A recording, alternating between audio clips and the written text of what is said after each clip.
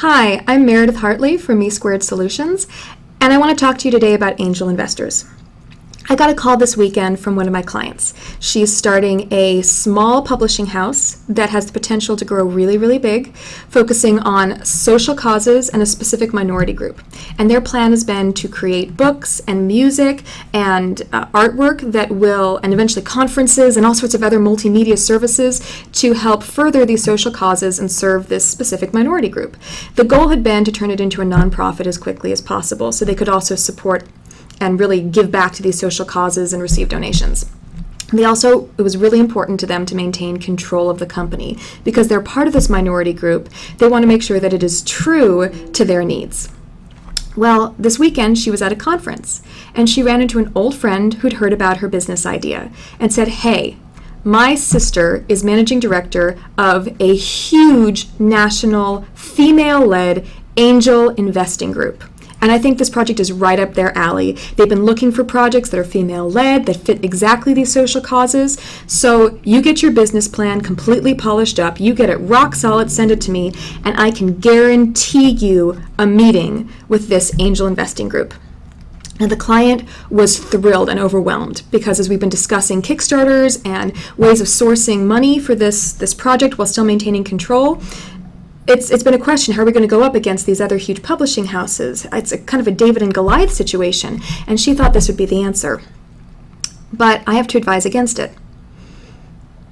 I'm going to advise her to turn down an opportunity to get money, at least for now, because here's how angel investing works. When you approach an angel investor, you say, "Hey, I have developed a product. I have something that I think is going to really, really work, and I think it has the potential to make a lot of money. I just need some money to get it started." And those angel investors are going to look at your project, they're going to decide if it has the potential to make a lot of money, and then they're going to give you whatever amount of money they think is appropriate to help feed pushing that project forward. It's not no strings attached. This isn't a grant. They are investing. Figure that for every 10 projects an angel investor puts money into, 9 of them will fail. So they're looking for home runs. They're looking for projects that have potential to make back their money at least tenfold, and preferably 50 or 100 times. That means for every dollar they give you, they're going to want $10 to $100 back. So they give you this money, and in exchange, you give them ownership in your company. Anywhere from 25 to 50% of your company is going to get handed over to these angel investors. They're going to own it. They're going to have votes and control part of your company. Now, eventually, if your company is doing well, they're going to want to get out. And the way they do that is one of 3 methods. Either you have enough money that you can buy back the shares you gave them in exchange, that 30 to 50% of the company. Or they're going to put it on the open market, and they're going to ask the public to buy their shares and invest in your company, which means instead of having an angel investor group that owns 30 to 50% of your company, you're going to have thousands of people in the public who will be buying up those shares. The third option is that you find another round of investors to come in and buy up those shares, and then they will own that 30 to 50% of the company. That's how angel investing works. So people put money into your company with the expectation that at some point in the future they will sell it and make their money back. They're going to have an exit strategy and they want money. Now, it's not a bad thing, but also along the way, to ensure they get their money back in the future, they're going to exercise control over your company, which means they're going to be involved in the daily decisions. They are going to periodically veto what you want to do. Now, that's okay if you're dealing with a tech company that's bringing in some really experienced tech investors who are going to really help mentor you and help you succeed in the business. It's very different if you are running a very special niche industry that the angel investors don't have a lot of experience in, and their experience may conflict with what your vision and goals are. So if you're considering bringing in angel investors, it's really important that you understand that you will be giving up control.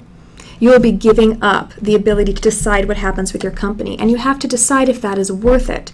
In some cases, it absolutely will be. In the case of my current client, I don't think it would be a good idea. One, they'd have to give up being a nonprofit, because you can't be a nonprofit and have investors, because nonprofits don't allow you to give your profits to any individual who owns it. Those profits have to be reinvested in the company itself. So those angel investors would never back that plan. Two, they'd be bringing in a very powerful group of people who are not committed to their very specific social cause. Now, they may support it, but that's secondary to their investment strategy to make money. And third, they want this to be owned by the people who are members of their community. And they would be accepting that in the future, not even if this group of angel investors did buy into their mission and vision, they can't guarantee that the public who buys it will also do that. They can't guarantee that the next round of investors will want to do that. They also can't guarantee that they will have the money in the future to be able to buy those shares back. So angel investing isn't always the answer. It is a specific tool for a specific cause. And you need to really think critically before you bring in an investor about whether or not you are willing to give up that control, whether it is wise to give up that control, and whether the benefits outweigh the risks. If you have any more questions about investing, or you want to watch more videos like this one, or you just have a question you want to send me and have me answer in my next video, you can go to our website, www.me2-solutions.com. You can click subscribe right down below, or you can just leave me a comment and I will respond to you and I will include your question in our next video. Thanks so much for watching.